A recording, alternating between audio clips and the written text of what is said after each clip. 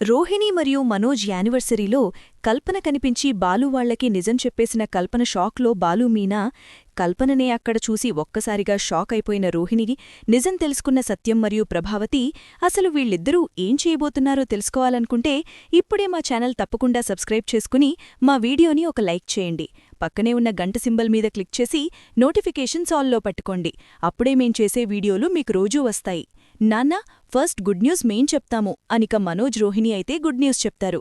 మా యానివర్సరీ ఉంది కదా, దాంతోపాటు మేమొక క్లయింట్ని ఇంప్రెస్ చేద్దామని పెద్దగా గ్రాంట్గా చేస్తున్నాము. అందుకని ఇంట్లో వాళ్లందరినీ రమ్మని చెప్పేసి ఆ క్లయింట్ కూడా చెప్పారు. ఈ పార్టీలో నాకు గాని ఆ క్లయింట్తో గాని కుదిరిందంటే డీలర్షిప్, అప్పుడు నాకు కొన్ని లక్షలు ప్రాఫిట్ వస్తుంది నాన్నా అని చెప్పేసిక మనోజ్ అంటుంటే, అవునా, దానికోసం మనం ఏం చెయ్యాలిరా? ఏం చెయ్యక్కర్లేదు నాన్నా, మీరు మంచిగా రెడీ అయి రావాలి.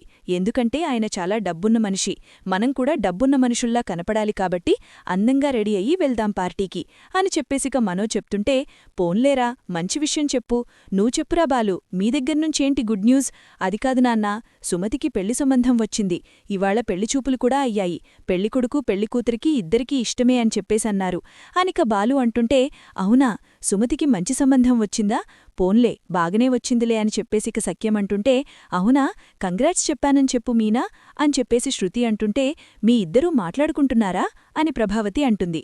కంగ్రాట్స్ చెప్పడం కూడా తప్పేనా ఆంటీ అనిక శృతి అంటుంటే, సర్లే కాని అయినా మీ చెల్లిని ఎవడో చేసుకుంటాడు, అసలిగే డబ్బులేనోళ్ళు. ఆ పెంకటిల్లు చూసి ఆ గుడుసు చూసి పాపం ఎలా వచ్చాడో ఏంటో, వచ్చినోడుగాని కొంపతీసి బజ్జీలు బండోడా అని చెప్పేసిక ప్రభావతి అంటుంటే, ఏంటి అత్తయ్యా, మా గురించి మీకెప్పుడూ మంచిగా మాట్లాడ్డం రాదా?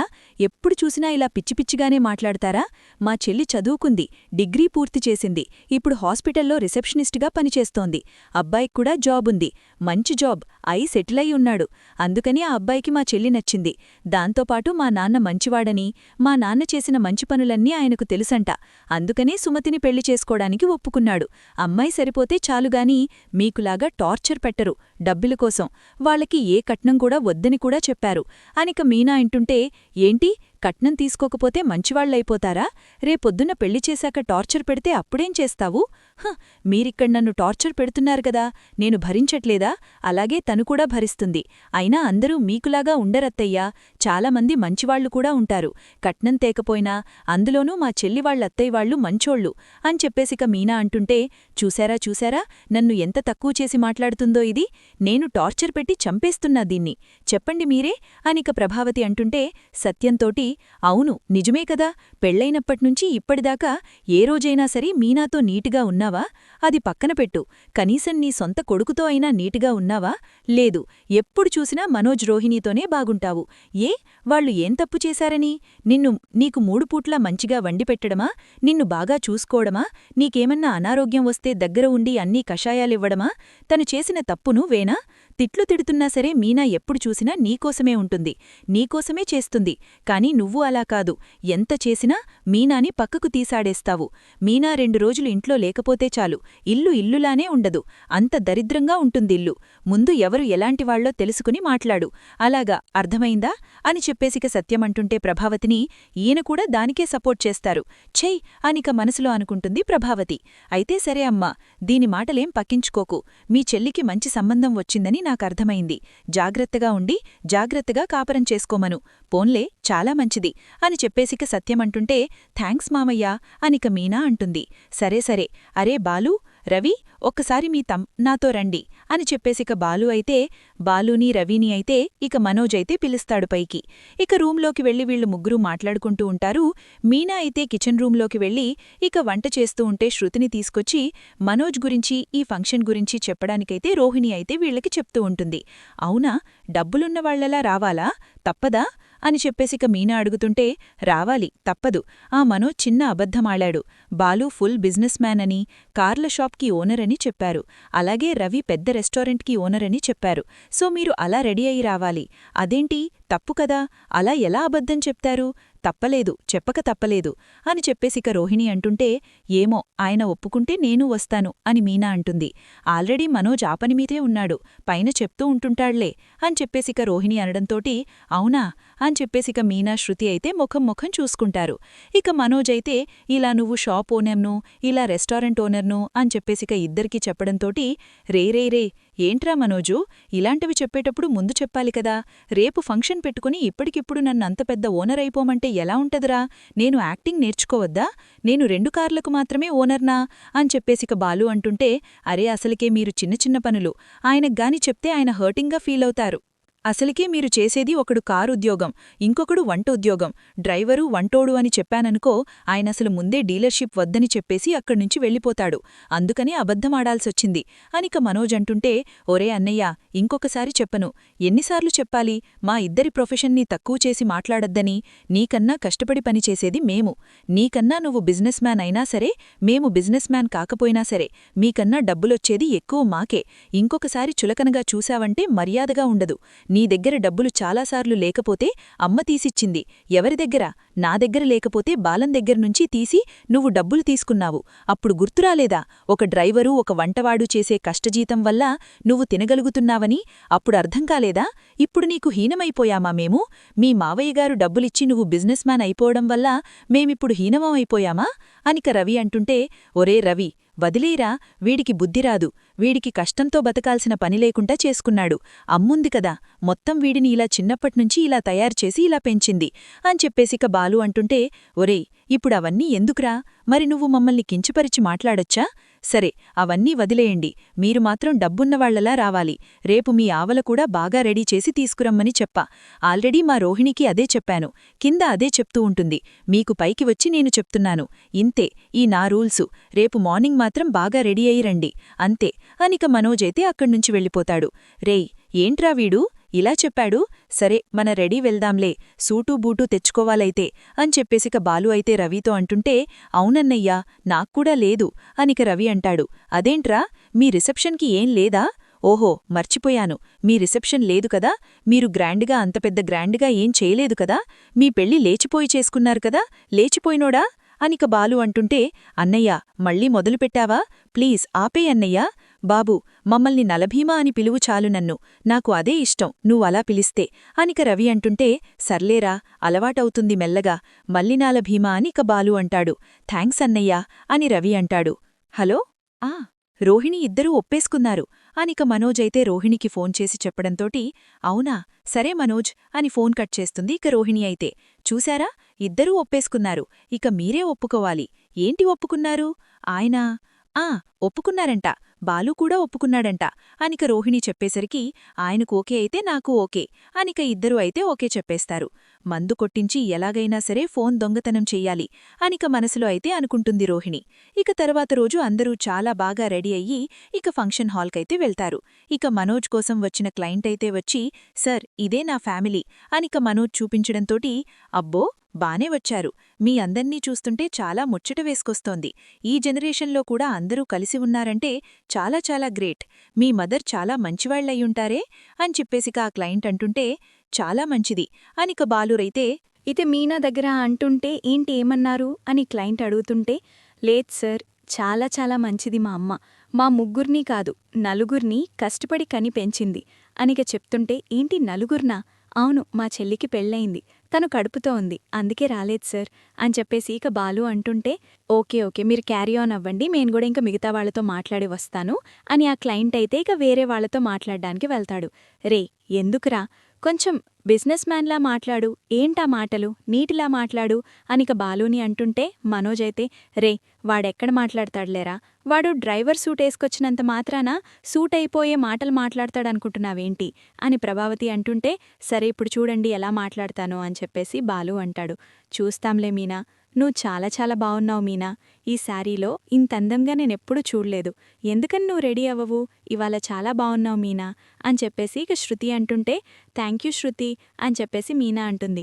నువ్వు కూడా బావున్నావు, క్యూట్గా ఉన్నావు అని మీనా ఇంకా శృతి అయితే మాట్లాడుకుంటూ ఉంటారు.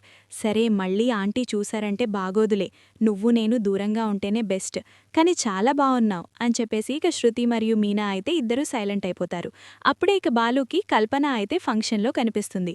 మీనా, ఒకసారి క్లయింట్ కెనడా నుంచొచ్చారు, నా కారెక్కి తిప్పాను అని ఈవిడేదా, ఒకసారి నేను పరిచయం చేస్తాను అనిక మీనా అయితే కల్పన దగ్గరికి తీసుకువెళ్తాడు బాలు.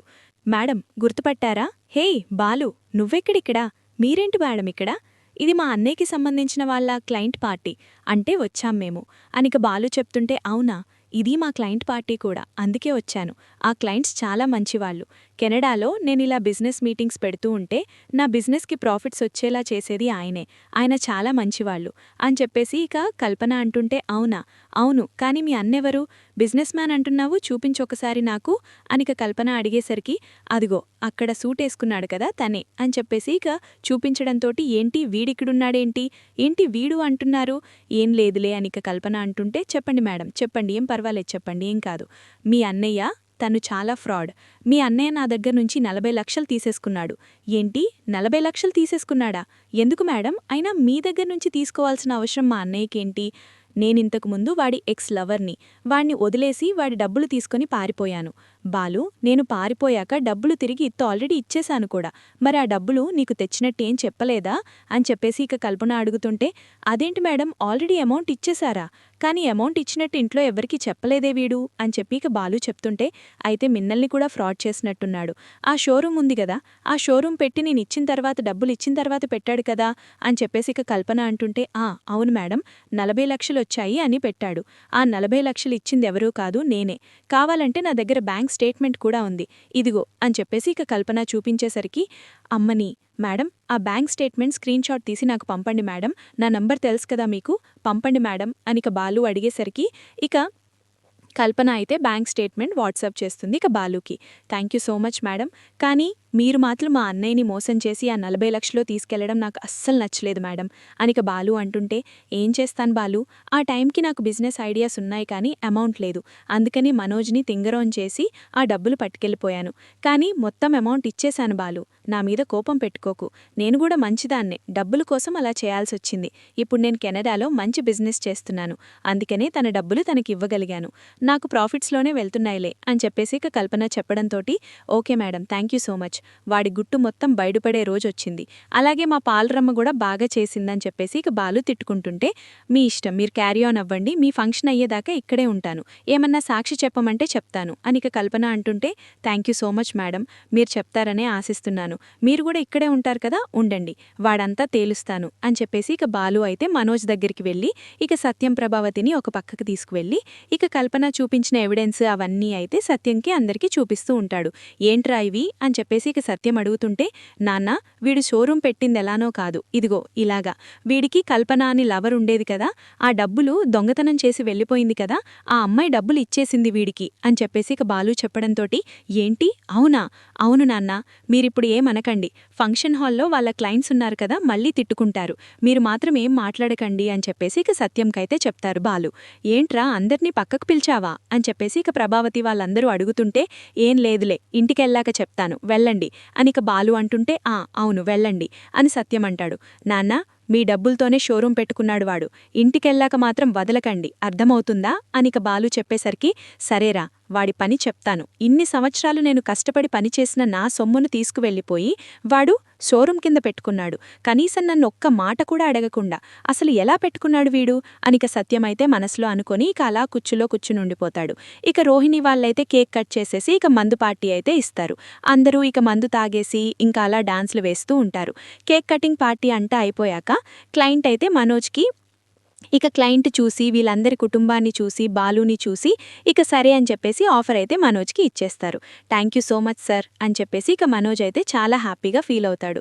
అవ్వురా, అవ్వు, ఇంటికెళ్లేదాకానే నీ హ్యాపీనెస్ అని చెప్పేసి బాలు అయితే మనసులో అనుకుంటారు.